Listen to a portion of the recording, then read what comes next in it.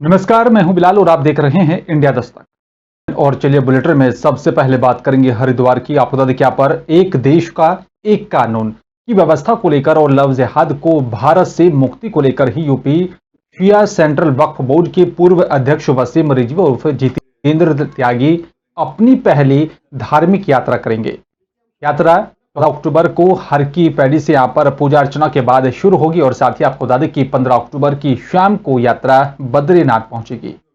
यात्रा में नरेंद्र मोदी सेना और साथ ही आपको बता दें कि यहाँ पर अन्य सनातनी संगठनों के लगभग 50 लोग शामिल होंगे। वसीम रिजवी ने यहाँ पर प्रेस वार्ता कर अपना एक बयान जारी किया और बताया कि वो हरिद्वार से सनातन धर्म में अपनी पहली धार्मिक यात्रा शुरू करेंगे। इस यात्रा में भगवान के दरबार में इस संकल्प के साथ ही प्रार्थना की जाएगी कि भारत में एक देश एक कानून की व्यवस्था लागू की जाए।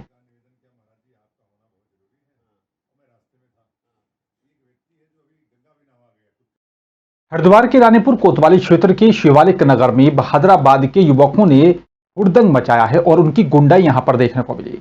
शिवालिक नगर स्थित यहां पर फास्ट फूड की यहां पर दुकान पर देर से ऑर्डर मिलने पर अपने साथियों के साथ मिलकर जमकर तोड़फोड़ की। फास्ट फूड दुकान संचालक और कर्मचारियों को यहां पर जमकर इन गुंडों ने लाठी डंडों से उनके साथ मारपीट की। लोगों के विरोध करने पर बताया जा रहा है कि यहां से वो भाग खड़े हुए थे और साथ ही वीडियो वायरल हो रहा है और देखा जा सकता है कि किस तरीके से यहां पर गुंडाई दिखाई जा रही है। दुकानदार ने पुलिस से इस पूरे मामले की शिकायत कर कड़ी से कड़ी और साथ यहां पर उचित कार्रवाई करने की मांग की है।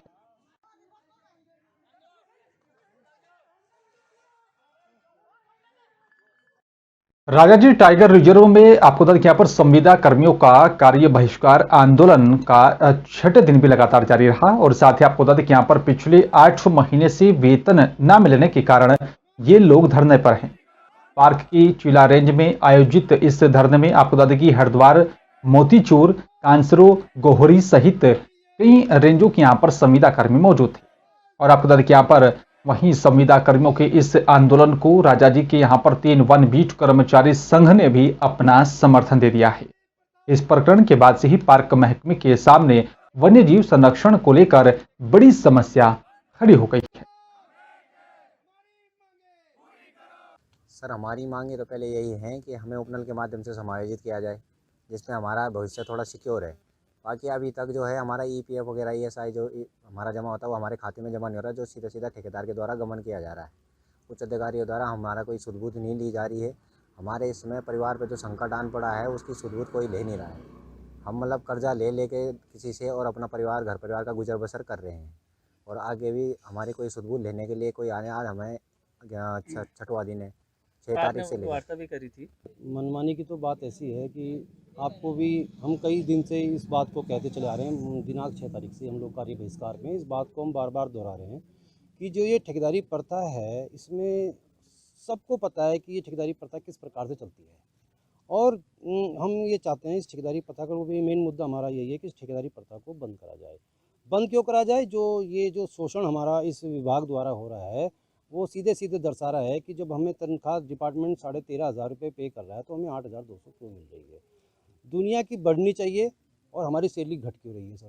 ये सीधा सीधा इसका हमें समाधान चाहिए और हम बार बार इस निर्देशक महोदय से ये अपील कर रहे हैं कि इस ठेकेदारी प्रथा को आप बंद कर दीजिए। हो सकता था हमारे जो ये जब से ठेकेदारी प्रथा चली आ रही है ना, इसका हमें कार्य बहिष्कार उसी टाइम कर देना चाहिए था जो आज हम लोगों का शोषण नहीं होता। पिरान कलियर दरगाह साबिर पाक की 754वीं सालाना उर्स के यहाँ पर मौके पर खानकाह फैजान ए वाहिद में गद्दी नशीन शायद फरीद आलम साबरी की यहाँ पर सरपरस्ती में जश्न शमशुल आजम मनाया गया। आपको बता दें कि यहाँ पर विभिन्न स्थानों से आए यहाँ पर कव्वालों ने सूफियाना कलाम पेश किया और साथ ही सूफियाना कलामों पर मुरीद और साथी शिष्य झूम उठे। रात भर चले यहाँ पर प्रोग्राम के बाद देश में अमन चैन की दुआ मांगी गई। खानकाह फैजान ए वाहिद के यहाँ पर गद्दी यहाँ पर शायद फरीद आलम साबरी ने यहाँ पर साबिर पाक के उर्स के यहाँ पर मुबारकबाद देते हुए कहा है कि यहाँ पर साबिर पाक के उर्स के दौरान जश्न शमशुल आजम बनाने की यहाँ पर परंपरा लगातार वर्षों से रही है। और आपको बता दें कि यहाँ पर कुरान ख्वानी के बाद से ही यहाँ पर कव्वाली का प्रोग्राम होता है। खानकाहों से यहाँ पर देश में एकजुटता बनाए रखने का भी पाठ पढ़ाया जाता है। रोज़ाना प्रोग्राम होते हैं। हमारा अपना लंगर होता है दोनों वक्त, और यहाँ ज़ायरीन हमारे सिलसिले के अलावा बहुत सारे लोग यहाँ पर इकट्ठे होते हैं और यहाँ ध्यान करते हैं, आराम करते हैं और यहाँ से दरगाह में शर्त ज़ियारत के लिए जाते हैं। यह सब खानकाहों से क्या मैसेज आता है देश में?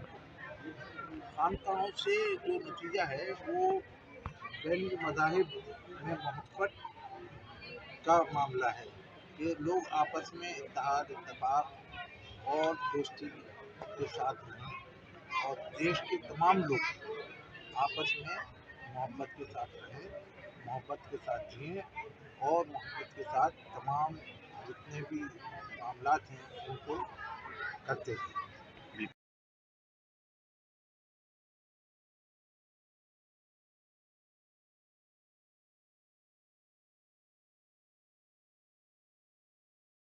चलिए बात लक्सर की करेंगे। आपको बता दें कि यहाँ पर लक्सर के बसेड़ी गांव में डेंगू के 40 मरीज मिलने से अब दहशत का माहौल यहाँ पर देखा जा रहा है। साथ ही आपको बता दें कि यहाँ पर स्वास्थ्य विभाग ने कल एक साथ यहाँ पर जो है स्वास्थ्य शिविर लगाकर 300 लोगों की जांच की थी। आपको बता दें कि यहाँ पर बसेड़ी गांव में डेंगू से जो है महिला की मौत भी हो गई है। स्वास्थ्य विभाग जानकारी यहाँ पर जुटा रहा है और साथ ही आपको बता दें कि किस तरह से आंकड़े बढ़ रहे हैं, लेकिन यहाँ पर स्वास्थ्य विभाग ने इस महिला की मौत होने से जानकारी से इनकार कर दिया है। लगातार डेंगू के मामले बढ़ने से लोगों में डर का माहौल भी बना हुआ है।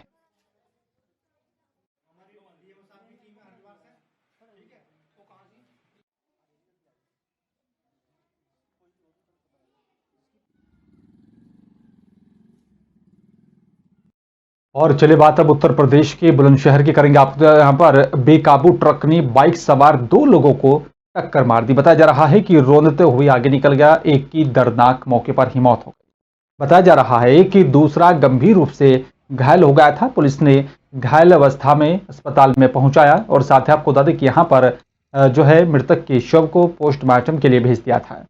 पहासू के गाँव फाजिलपुर का निवासी बताया जा रहा है मृतक, और साथ ही आपको बता दें कि यहाँ पर ट्रक और चालक को हिरासत में लेकर आगे की कार्रवाई में पुलिस जुट चुकी है। बुलंदशहर की खुर्जा नगर कोतवाली क्षेत्र के खुर्जा गेट के पास का ये पूरा मामला बताया जा रहा है।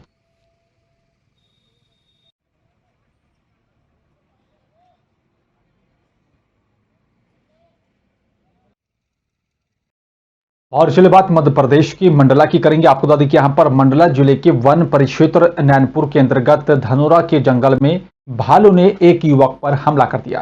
बताया जा रहा है कि भालू के हमले से युवक गंभीर रूप से घायल हो गया था। जानकारी के अनुसार गोपाल यादव निवासी ग्राम धनोरा के नजदीक जंगल में गया हुआ था, तभी अचानक से भालू ने सिर और साथ ही चेहरे पर हमला कर दिया, जिसके चलते गोपाल यादव को सिर में गंभीर चोटें आई हैं और जिसके बाद मौजूद लोगों ने गोपाल यादव को गंभीर अवस्था में नैनपुर सिविल अस्पताल में भर्ती कराया और उसके बाद सिविल अस्पताल में ड्यूटी के दौरान मौजूद डॉक्टर पंकज चौधरी की तरफ से प्राथमिक उपचार दिया गया, लेकिन गंभीर चोटें होने के कारण घायल युवक को जबलपुर रेफर कर दिया। 12 बजे के समथिंग वो चोटिल होकर के नैनपुर अस्पताल पहुंचा था, जिस पे तुरंत ही उसका उपचार किया गया। प्राथमिक उपचार के बाद उसे तुरंत मेडिकल कॉलेज रेफर कर दिया गया था। घटना धनौरा के आगे वन परिक्षेत्र में हुई है और उसको बहुत गंभीर चोटें सर पे आई थी और उसकी हिस्ट्री के अनुसार उस पर भालू द्वारा उस पर अटैक किया गया था, जिससे कि उसके सर पे और सर के पास चेहरे पे काफ़ी गंभीर चोटें आई थी। मरार समाज ने आपको देखिए यहाँ पर समाज के मेधावी छात्रों और साथी कर्मचारियों को जो है उनका सम्मान किया। बता दें कि यहाँ पर मरार समाज जो है चिखली सर्किल के यहाँ पर सौजन्य से ग्राम चिखली में मेधावी छात्र छात्राओं और साथ ही मंडला जिला के शासकीय और साथ ही अशासकीय कर्मचारियों का सम्मान समारोह और सांस्कृतिक कार्यक्रम रखा गया था। कार्यक्रम का शुभारंभ महात्मा ज्योतिबा फूले और साथ ही माता सावित्री बाई फूले की यहाँ पर प्रतिमा का पूजन और साथ ही माल्यार्पण कर किया गया। मंच पर आपको बता दें कि यहाँ पर विराजमान अतिथियों को भी तिलक लगाकर और साथ ही फूलमाला पहनाकर उनका स्वागत किया गया।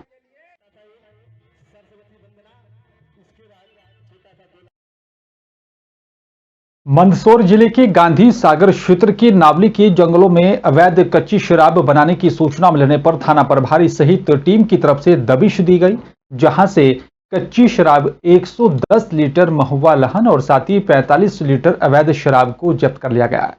वहीं जिले में चलाई जा रही मुहिम के तहत ढाबा और साथ ही लाजों पर भी दबिश दी जा रही है। पुलिस की तरफ से बताया जा रहा है कि जिले में यहां पर चलाई जा रही मुहिम के तहत मुखबिर से सूचना मिलने पर कच्ची शराब बनाते हुए एक युवक को भी पकड़ा है।